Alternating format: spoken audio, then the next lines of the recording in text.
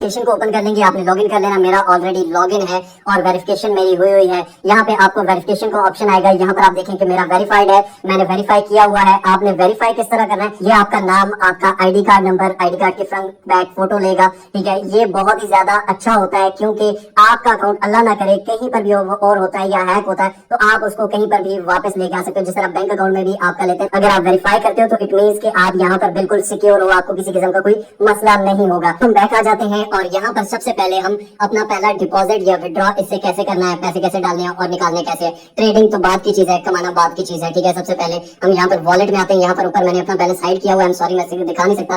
Overview में यहाँ पर सबसे पहले आप आएंगे, उसके बाद ये स्पोर्ट वॉलेट है। ये आप देख सकते हैं कि ये सारे कॉइंस जो है इनमें मेरी अमाउंट पड़ी हुई है, मैंने इनमें इन्वेस्ट किया हुआ है, ठीक हो गया जनाब। उसके बाद यहाँ पर फंडिंग आता है, फंडिंग से आप ले सकते हो और बेच भी सकते हो। यूएसडीटी कहा जाता है डॉलर को यहाँ पर, ठीक है, वो एक स्टेबल कॉइन है। P2P पे क्लिक करेंगे आप यहाँ पर और P2P पे यहाँ पर आप देख सकते हैं कि बाय कर सकते हैं 289 रुपीज में। ये 316 पे भी गया था, अभी जो डॉलर कम हुआ है तो तब थोड़ा सा कम हुआ है। और यहाँ पर अगर आप ट्रेडिंग नहीं भी करते तो वैसे ही डॉलर ऊपर जाएगा तो आपको प्रॉफिट होगा। और यहाँ पर पेमेंट मेथड, यहाँ पर बैंक, अमेजन बैंक, इजी पैसा, ठीक है, जैज कैश, कोई भी आपने रखना है, ठीक है। फॉर एग्जांपल इजी पैसा ओनली में करता हूँ, कंफर्म करता हूँ तो 290 मुझे इजी पैसा से मिलेगा। बाय के बटन पर क्लिक करता हूँ तो यहाँ पर मैं देखूंगा कि यहाँ पर आपने बताना है, ऊपर अमाउंट लिखनी है कि कितना डॉलर आपको चाहिए। फॉर एग्जांपल मैं 50 कहता हूँ। उसके बाद यहाँ पर ऊपर ये देखिए कि 15 मिनट टाइम लिखा हुआ है। 15 मिनट के अंदर अंदर आपने इसको अमाउंट सेंड करनी होगी। ये आपको इजी पैसा का अकाउंट देगा, उसमें आप जैसे अमाउंट सेंड करोगे आप सेंड का बटन को दबा दोगे और ये आपको उतने यूएसडीटी दे देगा। इसमें किसी किस्म की दो नंबरी या कोई ये परेशानी की बात नहीं है, क्योंकि ये रिस्पॉन्सिबिलिटी आपकी बाइनेंस उठाता है। अगर वो 15 मिनट के अंदर अंदर आपको यूएसडीटी नहीं देता, आपने पेमेंट कर दिया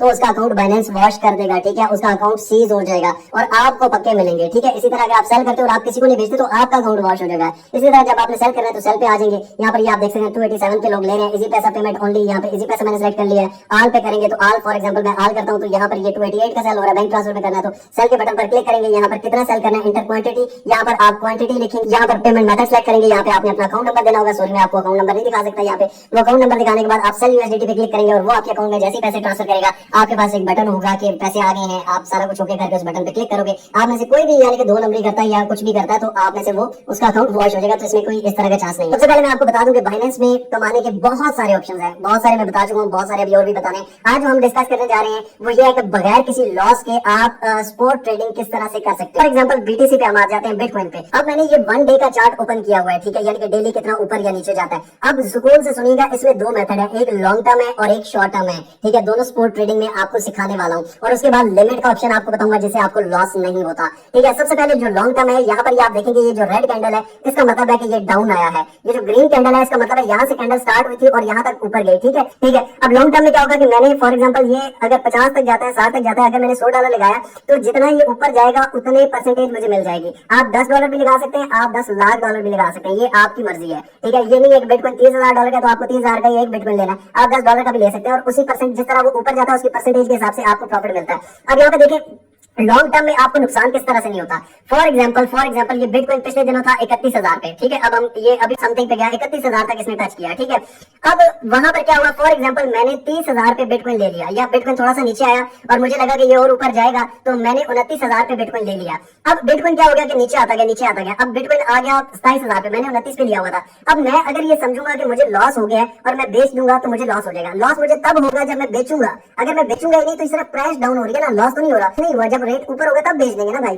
तो यहाँ पर आप देखिए फॉर एग्जांपल आपने होल्ड किया और ये चौथे महीने की 27 तारीख को बिटकॉइन दोबारा 30,000 को टच कर गया, ठीक है, यानी कि आप प्रॉफिट में बेच सकते हो। फिर अगर आपने और होल्ड कर लिया, नहीं और ऊपर जाएगा लेकिन फिर नीचे आ गया तो फिर नीचे आते आते ये यहाँ पर देखिए कि 24,800 तक आ गया। अब मैं ऐसे टाइम में क्या करता हूँ कि मैं और बाइंग कर लेता हूँ ताकि जब ऊपर जाए तो मुझे और ज्यादा प्रॉफिट हो जाए। तो यहाँ पर अब देखिए कि बिटकॉइन 31,500 को टच किया तो मैं यहाँ पर आके बेच दूंगा। तो ये इस तरह लॉन्ग टर्म होल्ड करने से आपको जब नीचे आ रहा है तो नीचे थोड़ा सा होल्ड करें, उसको बेचे नहीं। जब आप बेचते नहीं है तो आपको कभी लॉस नहीं होगा। बिटकॉइन यहाँ पर अगर आपको मैं दिखाऊं तो ये आप देखिए 15,000 तक भी गया हुआ है और ऊपर यहाँ पर आप देखिए 48,000, ठीक है, 69,000। ये अगर अब नीचे 15 पे आया हुआ है, ठीक है, 15 से दोबारा 31 पे आ सकता है तो 31 से दोबारा 70-80 पे भी जाएगा। अब बाय और सेल कैसे करते हैं वो भी बताता हूँ। पहले लॉन्ग ट्रेडिंग आपको बता दी कि लॉन्ग टर्म बाय कर लेना है, फिर इसके बाद शॉर्ट टर्म बाय कैसे करना है। शॉर्ट टर्म बाय कैसे करना है, फॉर एग्जांपल अब ये मैंने 15 मिनट चार्ट ओपन कर लिया, 1 आवर चार्ट, यानी 15 मिनट में कितना ऊपर नीचे आ रहा है। अब ये देखिए 15 मिनट में ये क्या टाइम था इस टाइम, ये 31,500 पे जब था, ठीक है। ये आज ये 31,300 समथिंग पे था,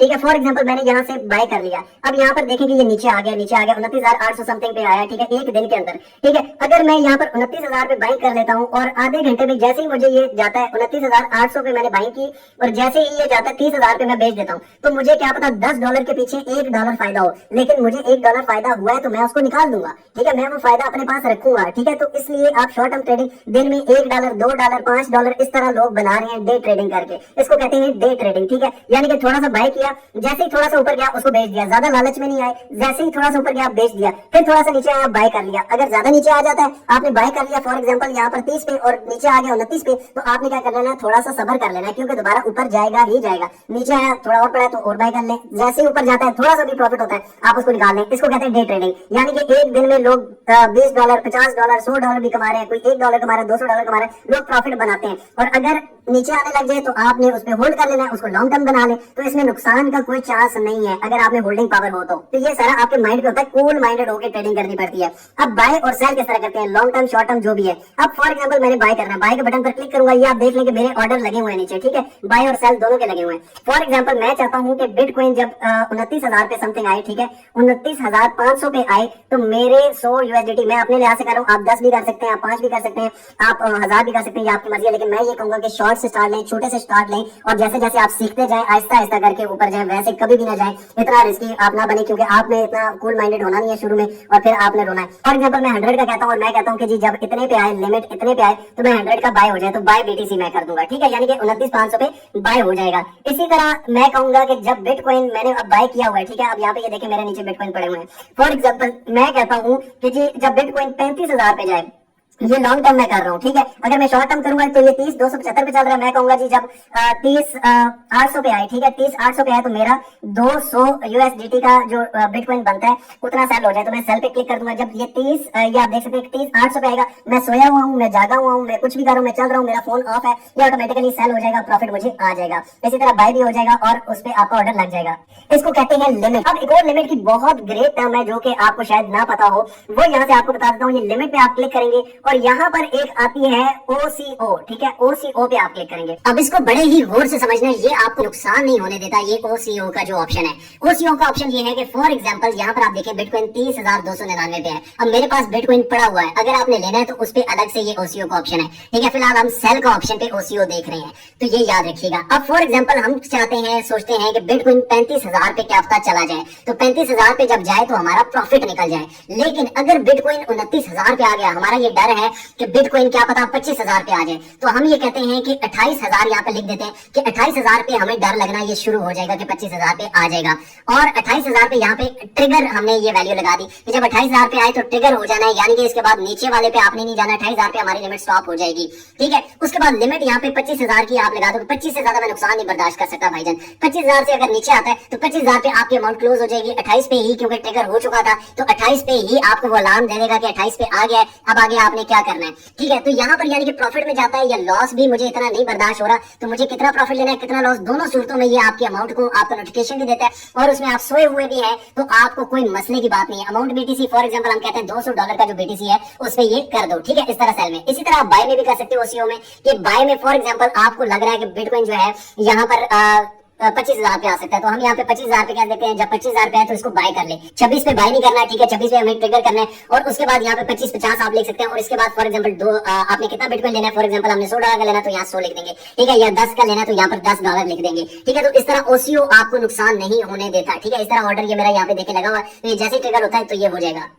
तो ये लिमिट्स और OCO ये बहुत अहम किरदार अदा करते हैं आपको लॉस ना होने देने की सूरत में। और दूसरी चीज, सबसे मेन चीज, इसमें पेशेंस होती है, चाहे लॉन्ग टर्म हो या शॉर्ट टर्म हो। तो अब आप ऑफिशियली इसको स्टार्ट कर सकते हैं, लेकिन याद रखना BNB, BTC, इथेरियम अच्छे कॉइन्स हैं, बाकी कॉइन्स की आपने इंफॉर्मेशन और उससे मुताबिक देखना है।